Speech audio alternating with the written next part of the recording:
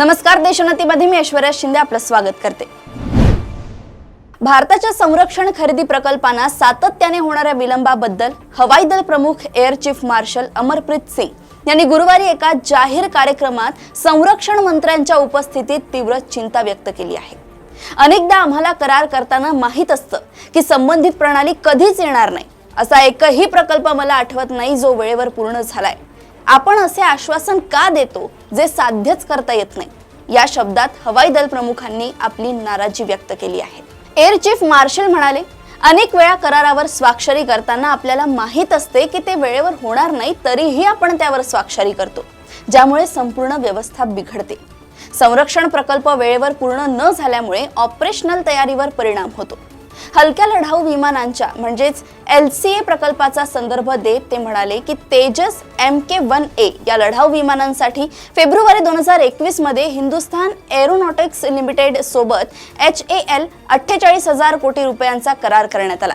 करारानुसार या विमानांचे वितरण मार्च 2024 पासून अपेक्षित होते, मात्र मागणी केलेल्या 83 पैकी एकाही विमानाचे वितरण करण्यात आले नाही।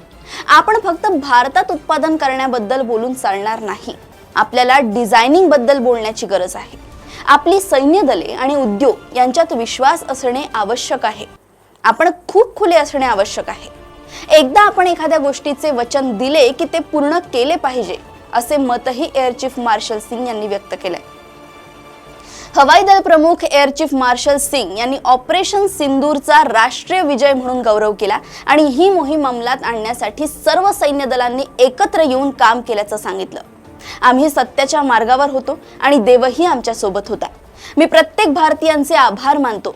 मला खात्री आहे की प्रत्येक भारतीय या विजयाची वाट पाहत होता, असेही ते म्हणाले आहेत। करारांमधील अवास्तव, कालमर्यादांवर आणि कामगिरीतील कमतरतांवर स्पष्टपणे बोलण्याचे धारिष्ट्य न दाखवणाऱ्या संरक्षण दलाच्या अधिकाऱ्यांवरही यावेळी एअर चीफ मार्शल सिंग यांनी टीका केली। यावेळी संरक्षण मंत्री राजनाथ सिंग, नौदल प्रमुख ॲडमिरल दिनेश त्रिपाठी, CII चे अध्यक्ष संजीव पुरी, DRDO चे अध्यक्ष डॉक्टर समीर कामत आणि अन्य मान्यवर देखील उपस्थित होते। एखाद्या लष्कर प्रमुखाने अशा प्रकारे यंत्रणेवर प्रश्नचिन्ह उपस्थित करण्याची ही पहिलीच वेळ आहे।